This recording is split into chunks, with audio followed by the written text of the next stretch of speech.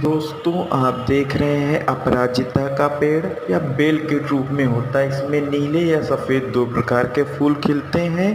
यह घर में लगाना बेहद ही शुभ माना जाता है और यह बरसात के मौसम में बहुत ही अच्छा खिलता है।